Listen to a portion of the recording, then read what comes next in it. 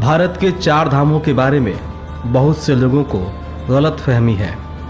चार धाम के नाम पर लोग बद्रीनाथ, केदारनाथ, गंगोत्री और यमुनोत्री का नाम जानते हैं, जबकि वास्तव में ऐसा नहीं है। भारतीय धर्म ग्रंथों में बद्रीनाथ, द्वारका, जगन्नाथपुरी और रामेश्वरम की चर्चा चार धाम के रूप में की गई है। चार धाम यात्रा क्यों की जाती है, इसकी कोई निश्चित मान्यता नहीं है, लेकिन यह बात सत्य है कि चार धाम यात्रा पापों से मुक्त करती है और साथ ही मोक्ष का मार्ग प्रशस्त करती है। तो आइए सबसे पहले आपको बताते हैं चार धामों में से एक बद्रीनाथ मंदिर के बारे में। बद्रीनाथ मंदिर उत्तराखंड के चमोली जनपद में अलकनंदा नदी के तट पर स्थित है। यह मंदिर भगवान विष्णु को समर्पित है। यह मंदिर अलकनंदा नदी के बाएं तट पर नर और नारायण नामक दो पर्वत श्रेणियों के बीच स्थित है। प्राचीन शैली में बना यह विशाल मंदिर 15 मीटर ऊंचा है। यह मंदिर 3 भागों में बटा हुआ है, यानी गर्भगृह, दर्शन मंडप और सभा मंडप। और मंदिर के अंदर 15 मूर्तियां स्थापित हैं, जिनमें से भगवान विष्णु की 1 मीटर ऊंची काले पत्थर की प्रतिमा है। इस मंदिर को धरती का बैकुंठ कहा जाता है। इसी वजह से यहाँ बहुत से श्रद्धालु हर साल पहुँचते हैं। माना जाता है कि यह प्रतिमा भगवान की सबसे शुभ स्वयं प्रकट मूर्तियों में से एक है। इस मंदिर की स्थापना और नाम को लेकर कई कहानियाँ प्रचलित हैं। पौराणिक मान्यताओं के अनुसार यह भूमि भगवान शिव की थी, परंतु भगवान विष्णु को अपने ध्यान योग के लिए एक भूमि चाहिए थी। इसलिए उन्होंने बच्चे का रूप धारण करके रोना शुरू कर दिया। उनको रोता देख माता पार्वती और शिव जी उनके पास आए और पूछा कि तुम्हें क्या चाहिए। तो उन्होंने शिव जी से केदार भूमि मांग ली। दूसरी कथा यह है कि एक बार देवी लक्ष्मी भगवान विष्णु से रूठ गई। तब भगवान विष्णु उन्हें मनाने के लिए तपस्या करने लगे। जब गहन ध्यान के दौरान भगवान खराब मौसम से अनजान थे, तब देवी लक्ष्मी ने पत्नी धर्म निभाते बद्री के पेड़ का आकार ग्रहण कर लिया और खराब मौसम से भगवान विष्णु को बचाने के लिए अपनी शाखाओं से ढक लिया। ऐसे ही इस जगह का नाम बद्रीनाथ पड़ा। इस स्थान के बारे में यह मान्यता भी है कि जो यहाँ के दर्शन कर लेता है वो जीवन और मृत्यु के चक्र से मुक्त हो जाता है। बद्रीनाथ धाम की मान्यता यह भी है कि बद्रीनाथ में भगवान शिव जी को ब्रह्म हत्या से मुक्ति मिली थी। इस घटना की याद ब्रह्म कपाल नाम से जानी जाती है। ब्रह्म कपाल एक ऊंची शिला है जहां पितरों का श्राद्ध अर्पण किया जाता है। माना जाता है कि यहाँ श्राद्ध करने से पितरों को मुक्ति मिल जाती है। तो आइए अब बात करते हैं चार धामों में से दूसरे स्थान पर द्वारकाधीश मंदिर के बारे में। यह मंदिर भारत के पश्चिमी तट पर अरब सागर के किनारे पर गुजरात में बसा हुआ है। यह स्थान भगवान कृष्ण का निवास स्थान था। भगवान कृष्ण के शासित राज्य के अलावा भगवान विष्णु ने भी यहाँ शंखासुर नामक राक्षस को मारा था। द्वारका की स्थापना के पीछे भी एक कहानी है। जब भगवान श्री कृष्ण ने मथुरा के अत्याचारी राजा कंस का वध किया, तब कंस के ससुर मगधपति जरासंध ने कृष्ण और यादवों का कुल नाश करने की ठान लिया। अपना बदला लेने के लिए वह मथुरा और यादवों पर बार बार आक्रमण करते रहे। इस वजह से भी श्री कृष्ण ने यादवों की सुरक्षा को ध्यान में रखते हुए उन्होंने मथुरा को छोड़ने का निर्णय लिया और सभी के लिए एक नई नगरी बसाने को सोचा।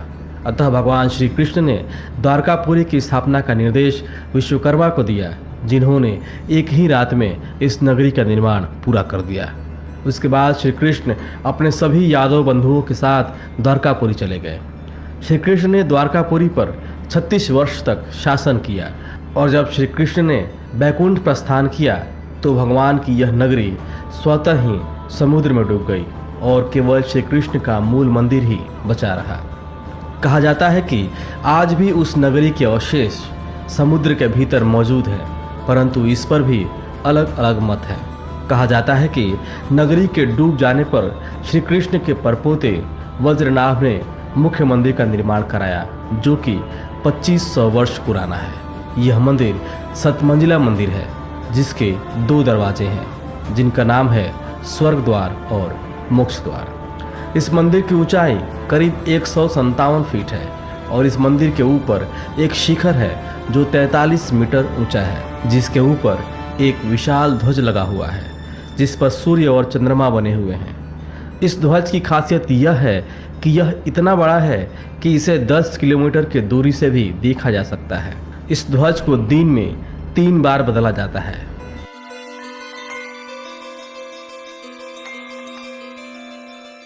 तो आइए अब बात करते हैं अगले धाम की, जिसका नाम है रामेश्वरम। रामेश्वरम मंदिर तमिलनाडु के रामनाथपुरम जिले में स्थित है।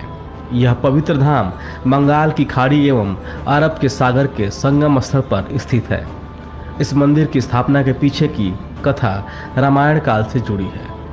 पहली कथा के अनुसार जब श्री राम, लक्ष्मण, हनुमान और वानर सेना सहित लंका की ओर जा रहे थे, तो विजय प्राप्त करने के लिए उन्होंने समुद्र के किनारे शिवलिंग बनाकर भगवान शिव की पूजा की थी। इससे प्रसन्न होकर शिव जी ने श्री राम को विजय श्री का आशीर्वाद दिया था। आशीर्वाद मिलने के साथ ही श्री राम ने अनुरोध किया कि वे जन कल्याण के लिए सदैव इस ज्योतिर्लिंग रूप में निवास करें। उनकी इस प्रार्थना को भगवान शंकर ने सहर्ष स्वीकार कर लिया। रामेश्वरम मंदिर से जुड़ी एक और ऐतिहासिक कथा सामने आती है। रामायण के अनुसार माना जाता है कि भगवान राम जब माता सीता के साथ युद्ध करके वापस अयोध्या जा रहे थे, तो उन पर ब्रह्म हत्या का पाप लगने की बात कही गई। इस पाप से मुक्त होने के लिए उन्हें संतों ने भगवान शिव की आराधना करने की सलाह दी, परंतु द्वीप पर कोई शिव मंदिर न होने के कारण भगवान राम ने पवनपुत्र हनुमान को शिव जी की मूर्ति लेकर आने को भेज दिया। प्रभु राम की आज्ञा का पालन करते हुए हनुमान जी चले तो गए, परंतु वापस लौटने में उन्हें देर हो गई। ऐसे में माता सीता ने समुद्र के किनारे पड़ी रेत से ही शिवलिंग का निर्माण कर दिया। ये शिवलिंग बाद में रामनाथ कहलाया। श्री राम ने इस शिवलिंग की श्रद्धापूर्वक पूजा की और बाद में हनुमान जी द्वारा लाया गया शिवलिंग भी वहीं स्थापित कर दिया गया। इसके अलावा रामेश्वरम मंदिर का अपना एक अलग ही आकर्षण है। इस मंदिर का गलियारा विश्व का सबसे बड़ा गलियारा माना जाता है। मंदिर के पास ही समुद्र में आज भी आदि सेतु के अवशेष दिखाई देते हैं, जिससे आमतौर पर राम सेतु के नाम से जाना जाता है। तो आइए अब बात करते हैं 4 धामों में से चौथे धाम की, अर्थात जगन्नाथपुरी धाम की। जगन्नाथपुरी मंदिर ओडिशा राज्य के शहर पुरी में स्थित है। जगन्नाथ शब्द का अर्थ है जगत के स्वामी। जगन्नाथपुरी मंदिर में मुख्यतः 3 देवता विराजमान हैं। भगवान जगन्नाथ, उनके बड़े भाई बलभद्र और उनकी बहन सुभद्रा। इन तीनों की आषाढ़ शुक्ल पक्ष की द्वितीया को तदनुसार लगभग जून या जुलाई माह में रथ यात्रा आयोजित होती है। कलयुग में श्री कृष्ण राजा इंद्रद्युम्न के सपने में आए और उनसे पुरी के दरिया किनारे एक पेड़ में उनका विग्रह बनाने का आग्रह किया और बाद में उसे मंदिर में स्थापित कराने का आग्रह भी किया। आदेशानुसार राजा इस काम के लिए एक बढ़ई को ढूंढने में व्यस्त हो गए। इस दौरान उन्हें एक बूढ़ा ब्राह्मण मिला, जिसने विग्रह को बनाने की इच्छा जताई, परंतु साथ में एक शर्त भी रखी। शर्त ये थी कि इस विग्रह को वह बंद कमरे में बनाएंगे और काम करते वक्त कोई भी कमरे का दरवाज़ा नहीं खोलेगा, नहीं तो काम अधूरा छूट जाएगा। काम शुरू हुआ। कुछ समय तक बंद कमरे से आवाज़ आई, परंतु कुछ समय बाद उस कमरे से काम की आवाज़ आनी बंद हो गई। राजा और रानी को संदेह होने लगा, कहीं उस बूढ़े व्यक्ति को कुछ हो तो नहीं गया। इस चिंता के चलते राजा ने उस कमरे का दरवाज़ा खोल दिया। दरवाज़ा खुलते ही राजा को अपने सामने अधूरा विग्रह दिखाई दिया। तब राजा को एहसास हुआ कि ब्राह्मण और कोई नहीं बल्कि खुद विश्वकर्मा थे। इसके बाद राजा ने उन अधूरी मूर्तियों को ही मंदिर में स्थापित करवा दिया। यही कारण भी है कि मंदिर में कोई पत्थर या फिर धातु की मूर्ति नहीं, बल्कि पेड़ के तने को इस्तेमाल करके बनाई गई मूर्ति की पूजा की जाती है। जगन्नाथ मंदिर भगवान विष्णु के 8वें अवतार श्री कृष्ण को समर्पित है। वर्तमान में जो मंदिर है वह 7वीं सदी में बनाया गया था। यह मंदिर अतीत में 3 बार टूट भी चुका है। इस मंदिर के संबंध में एक आश्चर्यजनक बात यह है कि मंदिर के ऊपर स्थित लाल ध्वज हमेशा हवा के विपरीत दिशा में लहराता है और इसका कारण आज तक स्पष्ट नहीं हो पाया। साथ ही इस मंदिर के शीर्ष पर स्थापित सुदर्शन चक्र भी अपने आप में खास है। पुरी में किसी भी स्थान से मंदिर के शीर्ष पर लगे सुदर्शन चक्र को अगर देखा जाए तो हमेशा यही लगता है कि वो हमारे सामने है। इस चक्र को नील चक्र भी कहा जाता है और यह अष्ट धातु से निर्मित है। हमने इस वीडियो में पवित्र 4 धामों की संक्षिप्त जानकारी देने की कोशिश की है।